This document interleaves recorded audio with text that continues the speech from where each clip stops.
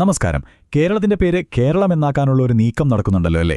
അപ്പോൾ നിങ്ങൾക്ക് തോന്നിയിട്ടുണ്ടോ ഒരു സംസ്ഥാനത്തിന്റെ പേര് മാറ്റുന്നത് അത്ര സിമ്പിളായിട്ടുള്ള കാര്യമാണോ എന്ന്?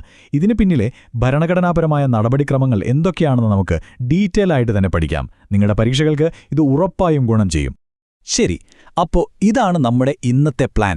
ആദ്യം ഈ അടുത്ത് നടന്ന പ്രധാനപ്പെട്ട പേരുമാറ്റങ്ങൾ ഏതൊക്കെയാണെന്നൊരു ഓട്ടപ്രദക്ഷിണം നടത്താം.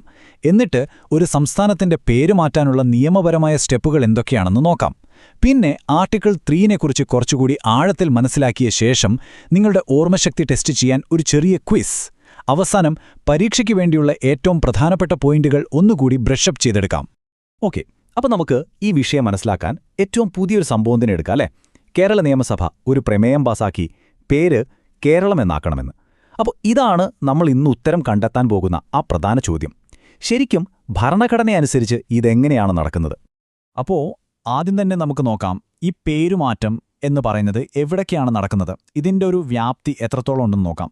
നിങ്ങൾ തീർച്ചയായും അറിഞ്ഞിരിക്കേണ്ട കുറച്ച് പ്രധാനപ്പെട്ട പേരുമാറ്റങ്ങൾ നമുക്ക് പെട്ടെന്നൊന്ന് നോക്കിപ്പോകാം. ഈ ലിസ്റ്റ് ഒന്ന് നോക്കിയേ. പോർട്ട് ബ്ലെയർ മുതൽ നമ്മുടെ പഴയ പാർലമെന്റ് മന്ദിരം വരെ എത്ര വെറൈറ്റി ആയിട്ടുള്ള സ്ഥലങ്ങളുടെ പേരുകളാണ് മാറ്റിയിരിക്കുന്നത് അല്ലേ? അതായത് ഇത് ഏതെങ്കിലും ഒരു സ്ഥലത്തോ ഒരു മേഖലയിലോ ഒതുങ്ങി നിൽക്കുന്ന ഒരു കാര്യമല്ലെന്ന് ഇതിൽ നിന്ന് തന്നെ വ്യക്തമാണ്. ഇനി നോക്കൂ, ഈ പേരുമാറ്റം വെറും നഗരങ്ങളിൽ മാത്രമല്ല ദ്വീപുകളിലേക്ക് വരെ എത്തിയിട്ടുണ്ട്. പ്രത്യേകിച്ച് ആൻഡമാൻ ദ്വീപുകളുടെ കാര്യം നോക്കിയാൽ റോസ് ദ്വീപിന് നേതാജി സുഭാഷ് ചന്ദ്രബോസിന്റെ പേര് നൽകിയതുപോലെ നമ്മുടെ ചരിത്രത്തിലെ പ്രധാനപ്പെട്ട വ്യക്തികളെയും ദേശീയ ചിഹ്നങ്ങളെയും ബഹുമാനിക്കാനുള്ളൊരു ശ്രമം ഇതിന് പിന്നിൽ കാണാൻ പറ്റൂ. ഇതാണ് ശരിക്കും ഇൻട്രസ്റ്റിംഗ്. ഈ പേരുമാറ്റം സ്ഥലങ്ങളിൽ മാത്രമല്ല ഒതുങ്ങുന്നതെന്ന് ഈ ലിസ്റ്റ് കാണുമ്പോൾ നമുക്ക് വ്യക്തമാകും. സർക്കാർ പദ്ധതികൾ, ചരിത്ര സംഭവങ്ങൾ, എന്തിന് ട്വിറ്റർ പോലുള്ള ആഗോള ടെക് ഭീമന്മാരുടെ പേര് വരെ മാറുന്നുണ്ട്. അപ്പോൾ എന്തൊക്കെയാണ് മാറിയതെന്ന് നമ്മൾ കണ്ടുകഴിഞ്ഞു. ഇനി ഏറ്റവും പ്രധാനപ്പെട്ട ഭാഗത്തേക്ക് വരാം. എങ്ങനെയാണിത് ചെയ്യുന്നത്? ഇത് നിങ്ങളുടെ സിലബസിലെ റാങ്ക് നിർണ്ണയിക്കാൻ സാധ്യതയുള്ള ഒരു ഏരിയയാണ്. അതുകൊണ്ട് നന്നായിട്ട് ശ്രദ്ധിക്കുക. ഇതാണ് ഇതിലേറ്റവും ക്രൂഷ്യലായ പോയിന്റ്. ഇത് മനസ്സിലുറപ്പിച്ചോളൂ. ഒരു സംസ്ഥാനത്തിന് പേര് മാറ്റണം എന്നൊരു നിർദ്ദേശം മുന്നോട്ട് വയ്ക്കാം. പക്ഷേ ആ മാറ്റം വരുത്താനുള്ള അവസാന വാക്ക്, ആത്യന്തികമായ അധികാരം അത് കേന്ദ്ര പാർലമെന്റിന് മാത്രമാണ്. അതോ നമുക്ക് ഈ സ്റ്റെപ്പുകൾ ഓരോന്നായിട്ട് നോക്കാം. വളരെ സിമ്പിളാണ്. ഇത് തുടങ്ങുന്നത് രാഷ്ട്രപതിയിൽ നിന്നാണ്, തീരുന്നതും രാഷ്ട്രപതിയിൽ തന്നെ.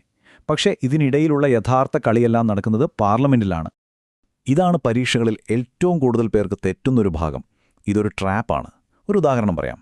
ഒരു വലിയ കമ്പനിയുടെ ഹെഡ് ഓഫീസ് അവരുടെ ഒരു ബ്രാഞ്ച് ഓഫീസിനോട് പുതിയൊരു ഡിസൈനിനെപ്പറ്റി അഭിപ്രായം ചോദിക്കുന്നു എന്ന് വയ്ക്കുക.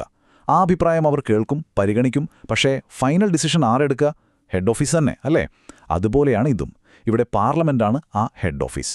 സംസ്ഥാന നിയമസഭയുടെ അഭിപ്രായത്തിന് ഒരു നിർദ്ദേശക സ്വഭാവം മാത്രമേ ഉള്ളൂ. അതൊരിക്കലും പാർലമെന്റിനെ ബൈൻഡ് ചെയ്യുന്നില്ല. ഓക്കെ, ഇനി നമുക്ക് കുറച്ചുകൂടി ടെക്നിക്കലായ പക്ഷെ വളരെ പ്രധാനപ്പെട്ട ഒരു കാര്യത്തിലേക്ക് വരാം. അതായത് ഒരു സംസ്ഥാനത്തിന്റെ പേര് മാറ്റാൻ പാർലമെന്റിൽ എങ്ങനെയുള്ള ഭൂരിപക്ഷമാണ് വേണ്ടത്? ഈ സ്ലൈഡ് വളരെ വളരെ പ്രധാനപ്പെട്ടതാണ്, ശ്രദ്ധിക്കുക. ഒരു സംസ്ഥാനത്തിന്റെ പേര് മാറ്റാൻ അല്ലെങ്കിൽ അതിന്റെ അതിർത്തി മാറ്റാനുള്ള നിയമം പാസാക്കാൻ പാർലമെന്റിലെ സിമ്പിൾ മെജോറിറ്റി, അതായത് കേവല ഭൂരിപക്ഷം മതി.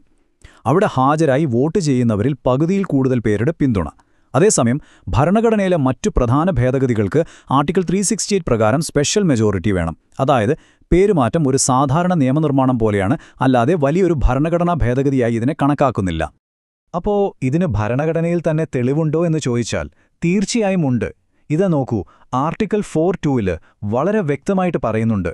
ആർട്ടിക്കിൾ 3 പ്രകാരം പാസാക്കുന്ന ഇത്തരം നിയമങ്ങളെ ആർട്ടിക്കിൾ 368ന്റെ ആവശ്യങ്ങൾക്കായി ഒരു ഭരണഘടനാ ഭേദഗതിയായി കണക്കാക്കാൻ പാടില്ല എന്ന്. അപ്പോൾ ഈ ആർട്ടിക്കിൾ നമ്പർ ഓർത്തുവെക്കുന്നത് വളരെ നല്ലതാണ്. ശരി, ഇത്രയും കാര്യങ്ങൾ നമ്മൾ പഠിച്ചു കഴിഞ്ഞു. ഇനി നിങ്ങളിതൊക്കെ എത്രത്തോളം ഓർത്തിരിക്കുന്നുണ്ടെന്ന് നമുക്ക് നോക്കാം അല്ലേ? ഒരു ചെറിയ ക്വിസ്. ഓക്കെ, ആദ്യത്തെ ചോദ്യം ഇതാ. വളരെ റീസെന്റായി നടന്നൊരു സംഭവമാണ്, അതുകൊണ്ട് തന്നെ വളരെ പ്രധാനപ്പെട്ടതും. കൃത്യം, സംവിധാൻ സദൻ അല്ലെങ്കിൽ കോൺസ്റ്റിറ്റ്യൂഷൻ ഹൗസ്. ഓർമ്മയുണ്ടല്ലോ അല്ലേ? അടുത്തത് പ്രൊസീജിയറിനെക്കുറിച്ചുള്ളൊരു ചോദ്യമാണ്. ആർക്കാണ് ആത്യന്തികമായ അധികാരം? അബ്സല്യൂട്ട്ലി, പാർലമെന്റിനാണ് അധികാരം. സംസ്ഥാനത്തിന്റെ റോൾ എന്താണ്? ഒരു നിർദ്ദേശം സമർപ്പിക്കുക എന്നത് മാത്രം. അത് ബൈൻഡിംഗ് അല്ല. അപ്പം നമ്മൾ പഠിച്ച കാര്യങ്ങളെല്ലാം ഒന്നുകൂടി ചുരുക്കി പരീക്ഷയ്ക്ക് വേണ്ടി ഓർത്തിരിക്കേണ്ട ഏറ്റവും പ്രധാനപ്പെട്ട പോയിന്റുകളായിട്ട് ഒന്ന് നോക്കാം. അപ്പോൾ പരീക്ഷയ്ക്ക് പോകുമ്പോൾ ഈ കാര്യങ്ങൾ മനസ്സിലുണ്ടാവണം. ഒന്നാമത്തേത്, ഇത് നിയന്ത്രിക്കുന്ന ആർട്ടിക്കിൾ ഏതാണ്? ആർട്ടിക്കിൾ 3. ആത്യന്തിക അധികാരം ആർക്കാണ്? പാർലമെന്റിന്.